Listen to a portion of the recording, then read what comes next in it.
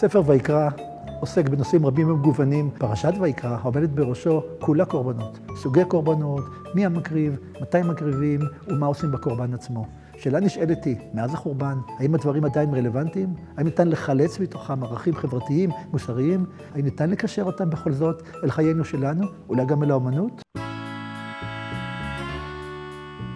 אנחנו נמצאים בגלריה של ציורי המופת מאירופה. התמונה הגדולה והמרשימה הזאת צוירה על ידי הצייר יעקב יורדנס, אחד מציירי הברוק הפלמי המפורסמים והחשובים של אותה עת. הוא מתאר כאן חגיגה נוצרית. זו תמונה שצוירה גם לאחר תקופה של מגפה מאוד גדולה, שמתו בה לא מעט אנשים, בעיקר ילדים, ומציינת איזשהו שפע ואושר של חזרה לשגרה, חזרה לחיים ושמחה גדולה של אחרי.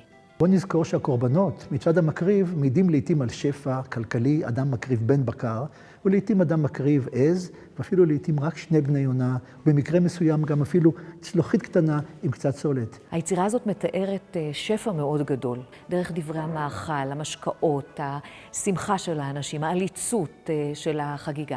זה לא רק סוף הקריסמס, יש כאן גם תפיסה נוצרית מאוד חזקה, שהשפע הזה מגיע לנו, או אנחנו מקבלים אותו כי אנחנו נוצרים טובים. ועד כמה שונה התמונה הזו מן התמונה המסתיירת מספרות האגדה של חז"ל.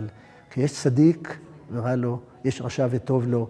השפע בעולם הזה לא מעיד דבר על התנהגותו של האדם ועל ערכו הדתי או החברתי או המוסרי. כל משתתפי החגיגה מקבלים פשטידת בשר שהוטמן בה גרגר אפונה. מי שנוגס בחלק מהפשטידה שבה הגרגר נמצא, הופך להיות המלך של החגיגה, וכולם צועקים לו, המלך שותה. המדרש מספר סיפור על המלך אגריפס שביקש להקריב כדי להתגאות בשפע שלו 1,000 עולות ביום אחד. ובאותו יום בא גם איזה אדם עני עם שני בני יונה, ביקש גם אותם להקריב. בשמיים העדיפו את הקורבן הזה המסכן שניתן בלב שלם, מאשר הקורבן של המלך שביקש להתגאות בשפע הגדול שלו.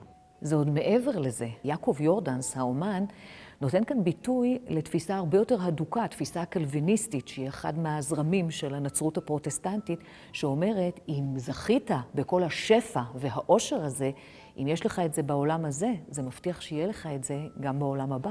וגם כאן שונה מאוד התמונה שעולה מן המקורות שלנו. ההתנהגות הדתית, החברתית, המוסרית, היא שתבטיח את השפע בעולם הבא. ואז אפשר יהיה שישב בגן עדן ויהנה, כמו בתמונה הזו, משור הבר, מיין משומר, מהנאת הבשרים של ממש. כי מה שחשוב מבחינת המקורות שלנו זה כוונת הלב, ולכן גם העני והמסכן והמולל יכול לזכות במקום מפואר בגן עדן, ואילו בעל השפע בעולם הזה יגיע לגיהנום, ושם ימצא את סופו.